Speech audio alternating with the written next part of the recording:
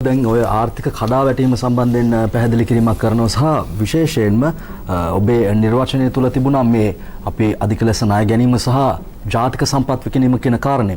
පසුගිය 22 වෙනිදා ඔබ නැවත මේ සම්බන්ධයෙන් කතාව අලුත් කරනවා අපේ රටේ පෞරාණික ගොඩනැගිලි සම්බන්ධයෙන් කෆෝර් ගොඩනැගිල්ල මධ්‍යම තැපැල් හුවමාරුව විදේශ කටයුතු අමාත්‍යාංශයේ තියෙන ගොඩනැගිල්ල මේ ආදී වූ කරුණු නැවත කරලියට එනවා. විශේෂයෙන්ම මේ වත්මන් අග්‍රාමාත්‍යවරයාට මේ ප්‍රශ්නට මුහුණ දෙන්න පුළුවන්. මොකද ඔහුට විකිණීම සම්බන්ධයෙන් තෙතමනයක් නැහැ. ඒ නිසා ඒ විකිණීම කරන්න පුළුවන්. හැබැයි ටික කාලයකට ඩොලර් ටිකක් හොයාගනි නැවක් දෙකක් ගෙයි.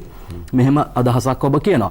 හැබැයි අනික් පැත්තෙන් ඔහු සම්බන්ධයෙන් තියෙනවා ජනතාවගේ සහ දැනට තියෙන තත්ත්වයක් එක්ක දේශපාලනික මතයක්. ඔහුට පුළුවන් විදේශ ප්‍රතිපත්තීන් එක්ක විදේශ සබඳතා එක්ක මේ තත්ත්වයට මුහුණ දෙන්න පුළුවන්. දැනට ඉන්න හොඳම කෙනා ඔහුයි කියන ප්‍රකාශයත් ඉදිරිපත් වෙනවා. ඔබ නැවත ඒ කාරණේ කියන්නේ එතුමාට මේක කරන්න බැරිද නැත්නම් මේ తాවකාලික උත්තරයක් විතරක් හොයන්න හදනවා කියන දේ. දැන් ගත්තොත් අපි හිතුවත් අපිට 2015 මේ ප්‍රශ්නේ ආපුවම බේරගත්තේ කොහොමද? හම්බන්තොට වරාය විකුණලා ඩොලර් බිලියන 1.3ක් ගත්තා. ජාත්‍යන්තර සූර්ය බැඳුම් කරහරා ඩොලර් බිලියන 2ක් ගත්තා. ඒ නිසා 2015 අපි මේකට විසඳුම් හෙව්වේ එකක් විකුණලා අනිත් එක ණය අරගෙන. 2016 දී අරුබුදින එක බේරගත්තේ කොහොමද? ආයේ විකුණලා ආයේ ණය අරගෙන. දැන් අරුබුදියට ආවේ මොකක් නිසාද? විකුණන දේවල් නැති වුණා, ණය දෙන්නේ නැතුව ගියා. දැන් රනිල් වික්‍රමසිංහගෙන් අපේක්ෂා කරන්නේ කුමක්ද? ඔහු ණය ටිකක් අරන් දෙයි. ඕකනේ. එහෙම නැත්නම් ඔහු තෙතමනයක් නැති කෙනා. යාට ටිකක් මේවා මේ ඓන්ද්‍රිය සම්බන්ධයක් නෙමෙයි මහ පොළොවත් එක්ක මේ ආර්ථිකයත් එක්ක මිනිස්සුන්ගේ ජන ජීවිතයත් එක්ක. යාට තෙතමනයක් නැති. යාට ඕගොල්ලෝ දැක්කනම් හම්බන්තොට වරාය විකුණපුවාම හම්බන්තොට වරාය විකුණන ගිවිසුම මම නම් අස්සම් කරේ. මට එදා රෑ නිින්ද යන්නේ. මම මේ ජාතික සම්පත් විකුණනා නේද කියලා හැඟීමක් එනවා. හැබැයි ඔහු හම්බන්තොට වරාය විකුණලා නිකන් වරාය විකුණන චෙක් එක ගත්තේ නිකන් කෝලි කප් එක ගන්නකොට අර ගන්න චෙක් එක දැක්කද දන්නේ? අර ලොකු අර මොකද්ද චෙක් පතක හැඩ අනුරුවක් තියෙන ලොකු එකක් අල්ලගෙන. මෙහෙම මොකද්ද විකුණන්නේ? විකිණීමත් කප් එකක් ගරිල්ල. ඔහුගේ මානසිකත්වය එහෙම. ඒ නිසා කල්පනා කරනවා මේ වෙලාවේදී අර තියෙන ඓතිහාසික බිල්ඩින් ටිකයි ඒව හොඳ විකුණන එක හොඳ නරක වෙන අපි කසාකච්ඡා කරමු. හැබැයි මේ ටික විකුණා ගැනීම සුදුස්සයි. කොහෙන් හරි ණයක් ගැනීම සුදුස්සයි බවට මෙයාපත් වෙයි. ඒතර ඒකෙන් උපරිම වුණොත් මම මේ කියන්නේ ඒක උපරිම වුණොත් අපිට තෙල් ටික ගෑස් ටික ගෙනද්දි. හැබැයි ආයෙ ලබන අවුරුද්දේ ආයෙ අපිට ණයක් ගන්න සිද්ධ වෙයි. නේද? මං හිතන්නේ ආයෙ දෙයි කියලා. හරිද? මේ තියෙන අරුබු දෙනව දැනුත් දෙන්නේ නැත්නම් ආයෙ විකුණන්න සිද්ධ වෙයි. ඒ නිසාද අපිට අවශ්‍ය වී තිබෙන්නේ මේ ෂණිකයකට උත්තරයක් ඕන. මේ ෂණිකයකට උත්තරයක් ඕන. මොකක්ද තියෙන උත්තර? ගොඩක් නෑ. එකක් හරි ණයක් ගත යුතුයි. දෙක ගෙවන්න තියෙන ණය වාරික යම් කල් දමා ගැනීමකට කටයුතු කළ යුතුයි. තුන මම ඊට පෙරත් කියලා තියෙන හැමදාම කියලා තියෙනවා. දැන් තමයි ආණ්ඩුව කියන පටන් ගන්න තියෙන්නේ.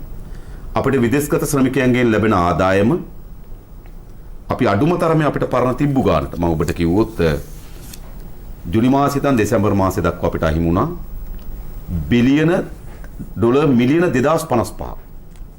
හරිද? ඒ කියන්නේ 2020ට සාපේක්ෂව 2021 අවසන් මාස 7. 2021 මුල් මාස 4ට සාපේක්ෂව මේ අවුරුද්දේ මුල් මාස 4 අඩු වෙලා තියෙනවා බිලියන 1.3. ඒ කියන්නේ ආසන්න වශයෙන් ගත්තොත් බිලියන 3.5ක් අපිට විදේශ ශ්‍රමිකයන්ගෙන් අඩු වෙලා තිබෙනවා. එහෙමනම් අපි නැවත මොකද ඒක අපිට අද විදේශ ශ්‍රමිකයන් සූදානම් නම් හෙට අපි බැංකු පද්ධතියට එනවා. ඒක නිකන් ලොකු ආයෝජන කතාවක් නෙවෙයි. මාස් පඩිය ලැබෙනකොට එන එකක් නෙවෙයි. ඒතකොට අපි එහෙනම් විදේශගත ශ්‍රමිකයන්ගෙන් මෙම ආදායම ලබා ගැනීම සඳහා විශ්වාසන්ත පාලනයක් ගොඩනගා ගත යුතුයි. ණයක් ගත යුතුයි. තියෙන ණය කල් දමා ගත යුතුයි. විදේශගත ශ්‍රමිකයන්ගෙන් ලැබෙන ආදායම ලබා ගන්න උත්සාහයක් දරිය යුතුයි. අපේ ආනයන ශේස්ත්‍ර යම් සීමාවකට අපි වාජනය කළ යුතුයි. ඊළඟ මම හිතනවා අපේ පරිභෝජන රටාවේ යම් වෙනසක් කරගත යුතුයි. මෙන්න මේ මූලික කරුණු පහෙන් තමයි මේ ෂණික අර්බුදෙන් ගොඩ එන්න පුළුවන්කම තිබෙන්නේ. හැබැයි ඒකත් ස්ථාවර විසඳුමක් නෙමෙයි. ස්ථාවර විසඳුමක් නම් මා කලින් කිව් පරිදි අපේ අපනයන ආදායම වැඩි කරගන්නේ කොහොමද? ආනයන වියදම අඩු කරගන්නේ කොහොමද? අපි සේවා වෙළඳපොලේ නේද විශේෂයෙන් ගත්තොත් වරාය කියන්නේ නාවික කර්මාන්තය අපේ ඩොලෝප යන්නේ කොහොමද? සංචාරක ව්‍යාපාරේ, IT ශාස්ත්‍රේ ලෝකේ තවත් අපිට අත්පත් කරගන්න බැරුණ අප්‍රිකානු කලාපයේ වෙළඳපොලක් අත්පත් කරගන්න දැන් දියුණු වෙමින් තියෙන අප්‍රිකාව. ඒ වගේම අපේ දැනට අපි නිකන් සාමාන්‍ය තේ යවන්නේ 70%කට වඩා වැඩි ප්‍රමාණයක් යනවා අපි බල්ක් විදියට. ඒවා අපි වැලුවේට් කරගන්නේ කොහොමද?